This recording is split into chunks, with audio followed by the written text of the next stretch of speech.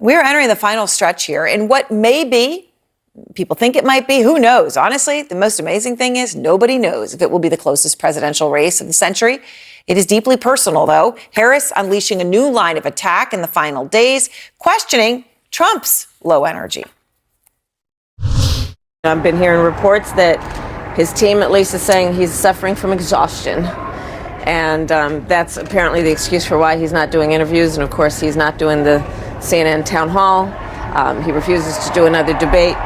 And, you know, look, being president of the United States is probably one of the hardest jobs in the world. And so we really do need to ask if he's exhausted being on the campaign trail. Is he fit to do the job? All right, that comment got under the former president's skin. He has responded not once, but twice. I've gone 48 days now without arrest, and I've got that loser who doesn't have the energy of a rabbit. Tell me when you've seen me take even a little bit of a risk. Not only am I'm not even tired. I'm really exhilarated. You know why? We're killing her in the polls. We'll go through it pretty quick, Dale, and then I'm going over to make a little speech in front of 10,000 people. You think this is an easy life I have, right? I go from here, I say, am I finished? They say, no, sir, you have one more speech. Oh, good. Where is it? Says he's exhilarated. So meanwhile, Vice President Kamala Harris tonight addressing a question that continually comes up. That is, what would she have done differently than Joe Biden? I mean, to be very candid with you even including Mike Pence, vice presidents are not critical of their presidents. I think that really actually, in terms of the tradition of it and also just going forward, it does not make for a productive and important relationship. Jane, you heard that back and forth between Harris and Trump on the energy issue. Politico reported that he canceled interviews because of exhaustion. So I just wanted to play a little bit more of his reaction to Harris's comments about that. Here he is. What event did I cancel? I haven't canceled. She doesn't go to any events. She's a loser. She doesn't go to any events. She didn't even show up for the Catholics last night at the hotel. It was insulting. All they are is sound bites. So the day I was at Fox and Friends at 7 in the morning. I then went to 2 different other appearances. I then made about 15 phone calls. And you know, to be fair, he is doing a lot, right? He did go to the Al Smith dinner in New York last night. We were able to see him for the entire time that others were speaking. He was fully engaged. Harris sent that recorded video that we saw there. He did do that interview this morning, a roundtable this evening, a rally tonight. Is that not enough?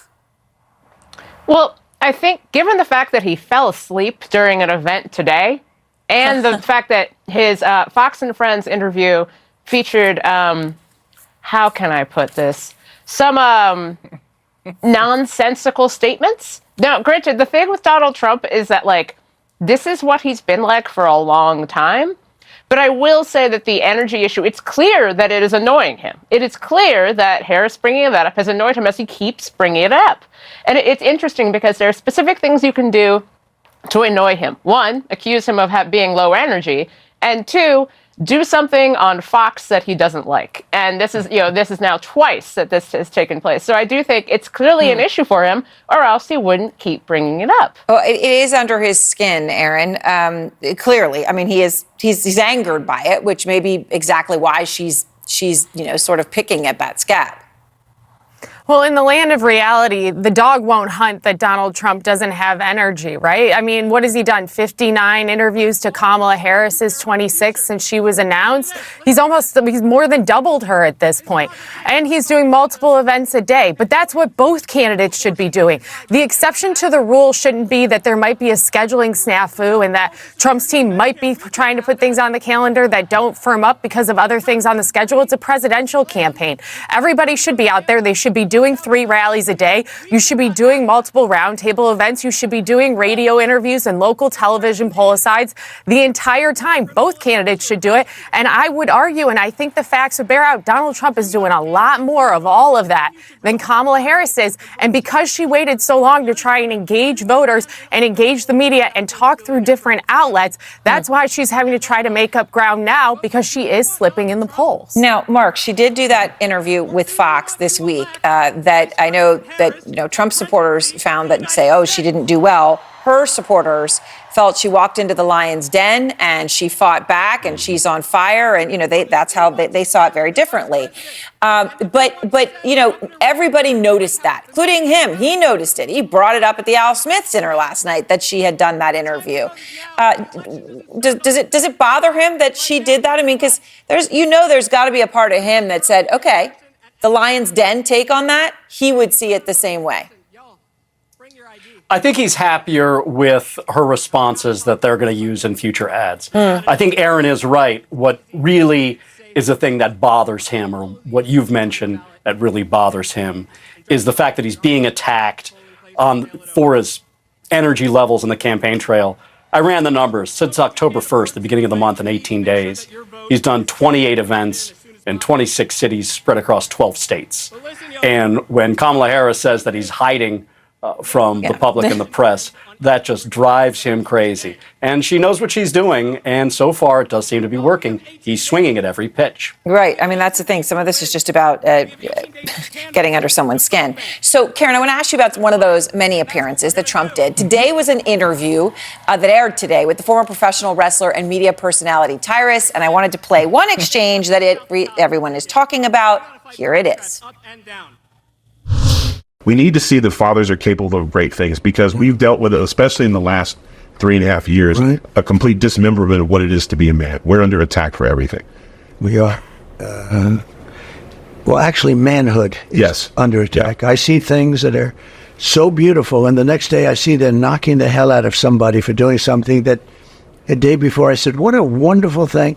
No, we have to get back a little bit more. Okay, Karen, I'll be honest, I don't really know what he was saying after the core point there, but he said manhood is under attack. Now, to be fair, that was in response to somebody who said a dismemberment of what it is to be a man, which let's just not take literally. But when he says manhood is under attack, is that effective with a certain group of voters? I mean, you can say, okay, well, I didn't know Maxim made endorsements, the magazine, but they did come out and endorse Trump today.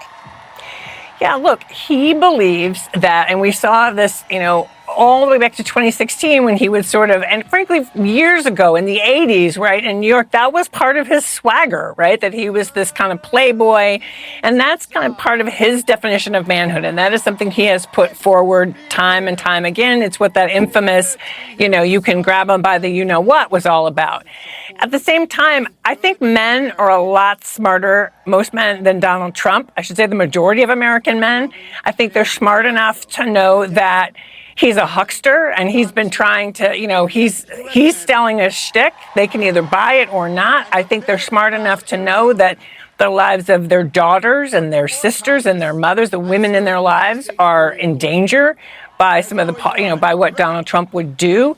And I think they're smart enough to recognize that he is actually not going to be good for the bottom line, given that he's so into tariffs, which will increase inflation. So, Mark, when Trump says, well, actually, manhood is under attack, there are times that he does say things for hyperbole's sake or whatever, but it would actually seem this is one of those ones he actually means. I don't know. Is that what you understand it to be? Yeah, that's a general belief in Republican and conservative circles, and that's a dividing line that we're seeing in this campaign, where there was a recent article in the Washington Post that accused the Trump campaign of being fueled by too much toxic masculinity. And the Trump campaign read that as essentially an attack on Trump for just standing up for men. This is one of these kind of men are from Mars and women are from Venus sort of campaigns that we're looking at.